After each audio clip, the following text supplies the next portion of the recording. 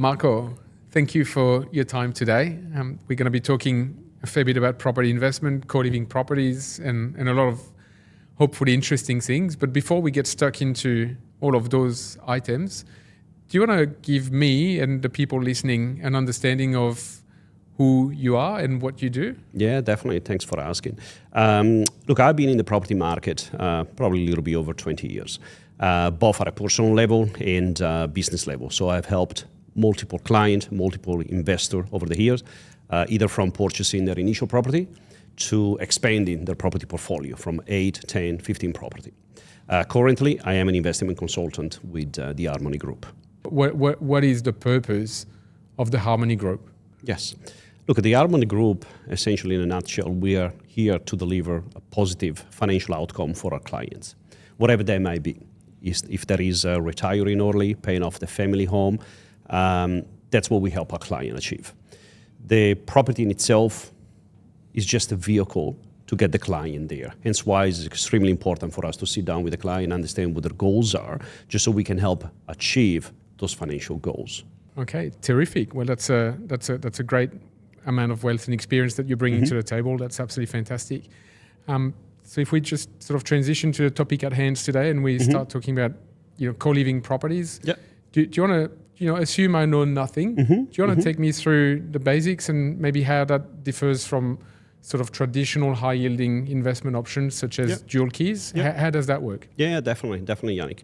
Good question, actually. Look, co-living is a type of investment property where you have multiple tenants living under the same space, under the same roof. They usually have a private room and they do share common area like kitchen, bathroom, or living area. What this does, it provides the investor with extremely high rental yield because instead of having just one tenant, you will have 5, 6, 7, 8, up to 9 tenants under the same home. So certainly the rental yield is much higher. We have seen rental yield anywhere from, on an average nationally, anywhere from 9 to 12%. Right. Vacancy rate is extremely low at the moment compared to single family home and makes an extremely high yield rental investment. When we look at dual key homes, look at the property, they're a little bit different in terms of layout. So they're both great investment for an investor. In terms of layout, are very different. So dual key homes, you will have 2 independent units built side by side under the same roof, and they will both belong to one title. So it cannot be subdivided. It's still one home, but it gives you the privacy of having basically 2 different tenants side by side, and they usually share a common wall. So both are great investment opportunity. It comes down to the specification of each investor. So just sort of diving in a bit deeper on your answer there, you've touched on some sort of key items, but in terms of floor plan and size and potentially location, are there sort of strong differences between a dual key opportunity and a co-living opportunity? What would be the main differences? Look, at the main difference in terms of location, obviously we want to target location that the both will yield high rental return. Okay, so both dual keys and co-living location is important. Location close to school, infrastructure, business center, upcoming infrastructure in a particular area. So we want to look at all those factors. Okay, ultimately we want to keep in consideration a strong rental yield, but also a great capital growth, because ultimately that's where, as an investor, you're going to make your big, your highest return. But in terms of the difference between the two, again, basically with a co-living home, the layout, you have 5. Let's base it on 5 bedrooms. So you have 5 independent bedrooms. They are self-contained, basically a self-contained unit. So within the bedroom, you will have your own ensuite, a small kitchenette with a sink, microwave, and a fridge, and a wardrobe. You also have an independent heating and cooling. Depending on the floor plan, size of the land, in some location, in some instances, we are also able to add a small courtyard. So the potential tenants can open a sliding door, walk out, and they also have some private area. Okay. In terms of privacy and security, each bedroom will be locked, usually with the digital lock, so that gives full privacy to the tenant. In terms of common area, with a brand new co-living home, most of the time the only area that they will share it is the kitchen and the laundry. Okay, so the aim is to, for community living, but also to keep the tenants in their own spaces so they can have their own privacies. With the dual key home, again, this is a great investment as well, just not as profitable as a co-living. A dual key homes, basically, it is just simply 2 units built side by side under the same roof. That gives the tenant more privacy, nothing is shared. We also actually find this type of investment that is very great for owner-occupier as well, where as the owner you can build a dual key homes, you can leave, let's say, the property on the left and rent out the property to the right. So you're going to have cash flow to begin with. Now, just sort of drawing on your experience and what you're doing now with the Harmony Group, I think a lot of investors would be interested or concerned about how you would find the best possible location for their investments. I understand you have to balance the demands of budget, the rental return that is expected, and then the future capital growth. Definitely. All the while maintaining a high prospect for tenancy. Yep. Do you want to take us around sort of how you go about choosing locations? Yes, definitely. And then maybe if there's anything specific that's sort of for co-living properties versus sort of the traditional property, or maybe it's all the same. I don't know. But if you want to take us through that, that would be really interesting. Definitely. Look, I would say it probably starts with understanding the client's goal and what they're trying to achieve. That's the initial and I would say probably the most important step, because ultimately we are not here to sell a property that they don't need. We are here to essentially match, whatever their goals are in terms of finances. Okay, if there is building a property portfolio, if there is having enough cash flow to help the kids through school, there is to have enough capital growth to sell it at some point and cash out and maybe pay the family home. So it starts with their goals. From there, basically what we do, we look at the budget, finances, the cash flow that they're looking for. Okay, so once we have the initial information, that's when, as the Harmony Group, basically we get to work. Okay, so how do we get to work? What we do, we look at all the data. So we have access to a lot of data nationally. We look at potential location, upcoming infrastructure in a location. But basically, what we want to do, we want to make sure that we only target location with a high rental yield, location that will have a positive cash flow. Okay, so we look at local vacancy rate, infrastructure, proximity to school, upcoming infrastructure in the same area, transport. So we look at all those factors to make sure that we are selecting the right site. What we also do as the next step, we also advertise a potential property, a potential site in the area that we're thinking about building. Okay, so what we don't want to do, we don't want to build a home and hope for the best and look for the tenants after. We want to make sure that we have a high rental demand before we present a site to a potential client. Okay, so what we do, we advertise the property in the usual platform, realestate.com, domain, flatmates.com, and based on the rental demand that we receive, that will give is some of the factor indicator that we look at to make sure that this is a great investment for our clients. Okay, ultimately, it is important to look at the rental return, but also what is important is looking at the capital growth, because at some point, sooner or later, as an investor, you may look into cash out. So we want to make sure that we have enough equity.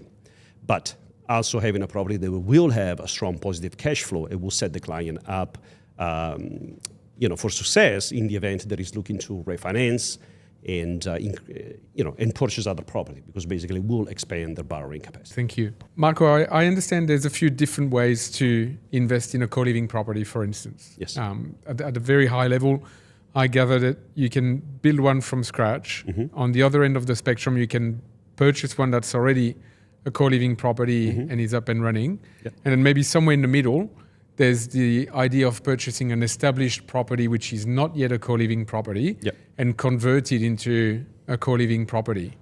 Do you want to talk us through those three options and just explain to us sort of how they work and what the pros and cons are of each option? Yeah, definitely. So as mentioned, the conversion from an old property, well, as simple as that. It's an older property that is being converted to a co-living space, while a brand new off the plan, it is a property that is being built for purpose to be used as co-living. So the two options are very different. I would say many investors will consider to buy off the plan because of the cost when it comes down, the reduction when it comes down to stamp duty. A lot of time because we work with wholesale developer, we have access to land at a reduced price. So by the time that the property is built with an off the plan, you will also have most likely some equity already built in. Second point is we found that majority of tenants will pay a premium to be able to live in a property that is brand new. And a brand new property will also come with other tax benefit in terms of tax, depreciation and things like that. So I would say between buying an established home, converting it, or buying off the plan, I would strongly advise off the plan. It is the way to go.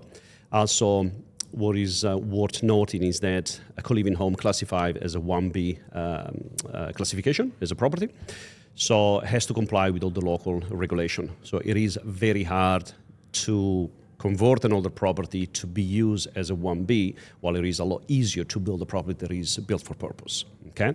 The other option that you have, you could possibly buy a co-living home that is being built for co-living purpose and go into resale.